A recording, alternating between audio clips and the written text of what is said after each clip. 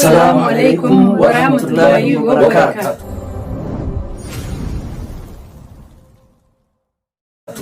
daawwattoota hordoftoota Boonaa Show akkuma beekamu torban kana kilippii fi sirba haaraa hojjedhee isin biraan gahuuf qophii isaa waan hin xumureef jecha gama Boonaa Show irratti kan isin biraan gahu ta'a. Bona on the mic, on the beat. Barakuma lama fi kudha sadihi jarra abbaa gadaa lubbuudhaan du'e yaadachuu qabna nu dhaloonni. Subscribe, like, share godhuudhaan akkana bira dhaabbattan isinirraa abdii guutuudhaan qaba. Kanaafis nutis torban kana keessa kilippii bareedaa kana isin biraaf gahuudhaaf wa'ada seennee jirra. Gama foddaa Boonaa Show irratti hordofuu qofa akka hin daganne na cinaa dhaabbadhaan isinin ja'a. Hordoftoota kiyya hedduun isin jaalladha, hedduun isinis Boonaa haaraa fi artistoota haaraa dhufan warra nu boodaafis dhufaa jiru hundaa'u bira dhaabbatanii akka qilleensa kanarratti beekamtii kennitaniifin gamanumaan kabajaan isin gaafadha. Yoo nuti wal guddifne malee namni biraa kan afaanii fi aadaa fi guddisuu hin jiru. Nuti afaan keenyaa fi eenyummaa keenya kabajaatti goonee ol guddisuu qabna.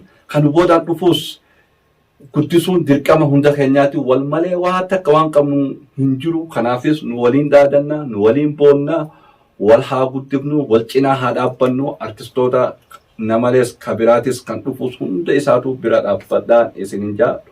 Dhaamsa qophii kiyya. Daawwattootaa fi hordoftoota keenya yuutuubii Boonaa Show waan sirba haaraa hedduu nama hawwatee hedduu nama gammachiisuu qabatee nu dhiyaachuu jiruuf nu hordofaa nu faana turaan afeerraa keenya.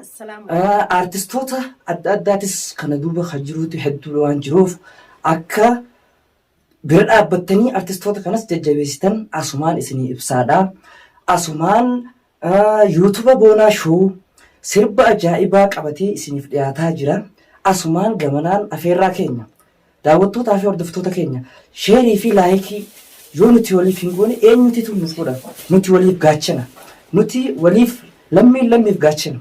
Asumaan wal bira dhadhaabbannee yoo nuti wal guddifne namnis oomishnis nu bira dhaabbataan sinjaa. Kanaafuu nu bira dhaabbadhaan asumaan afeerraa keenya.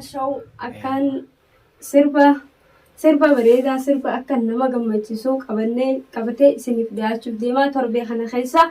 Kanaafuu akka subscribe share godhuudhaan nu bira dhaabbadhaa isiniin jenna. Daawwattoota Oromoo hundinuu share like godhaa jajjabeessaa isiniin jenna. Isinumaan hundinuu Oromoo ijoollee Oromoo hundinuu isiniin jaaladhaa isin jaaladha isin hundinuu. Subscribe, like, share godhaadhaa isin jaaladha.